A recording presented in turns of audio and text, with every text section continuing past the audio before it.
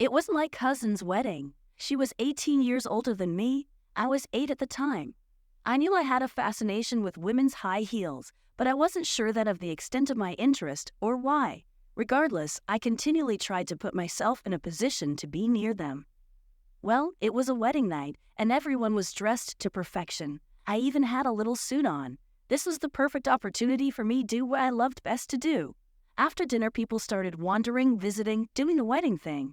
I started wandering the hall looking for potential foot action. I found a table with 3 ladies. Their husbands or dates were elsewhere. I didn't recognize them, so I got down on all fours and began to play with a small matchbox car I brought with me. I was near their table and eventually they ignored my presence. Casually, I made my move, driving my car under their table. The tablecloth covering it went almost to the floor, so I knew I had solid cover. It was a gold mine. I was so excited. The tables sat 10, so there was plenty of room for me to maneuver. The ladies essentially sat so they took up half of the table, a half moon, if you will. I examined each of the ladies' shoes. Lady 1 wore standard black pumps. The heel was probably 3 inches in length and came to a small point. I leaned closer. She had her legs crossed and her right foot was in the air. I slowly stuck out my tongue, just brushing the tip very lightly. I could taste the leather. I was in heaven. Just as I was developing a relationship with her shoe, I felt a painful jab on my right hand. Lady 2 had stretched out her legs and had crossed them with the one heel on the floor, or more appropriately, on my hand. The pain was intense, but I was more afraid of being caught. I glared at her shoes in fear and admiration. She wore open-toe black pumps. She had a similar heel to Lady 1, but her heel was buried into the top of my right hand.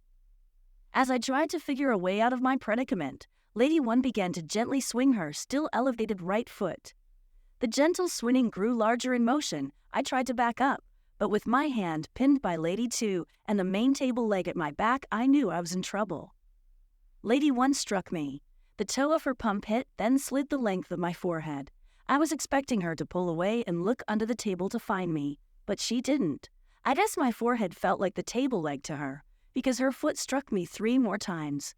Finally, it came to a rest with the toe planted firmly on the bridge of my nose. I could smell the intoxicating aroma of leather and sweat. Her toe cleavage was right before my eyes.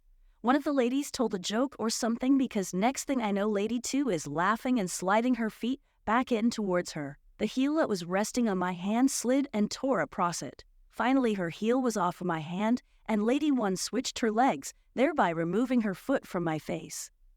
For a moment, I was in the clear. I examined the back of my hand. It stung and had a deep welt, but it wasn't bleeding.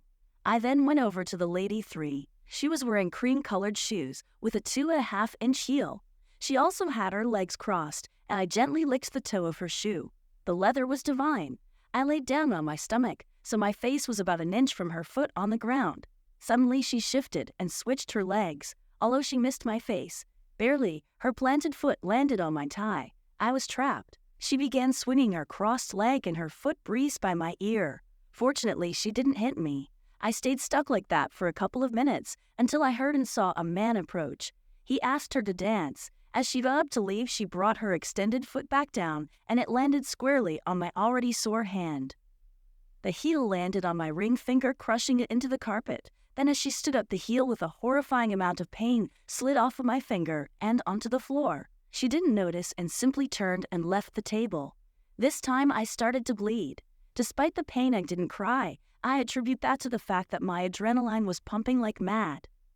I turned and saw the other 2 ladies getting up to go to the bathroom, I presumed.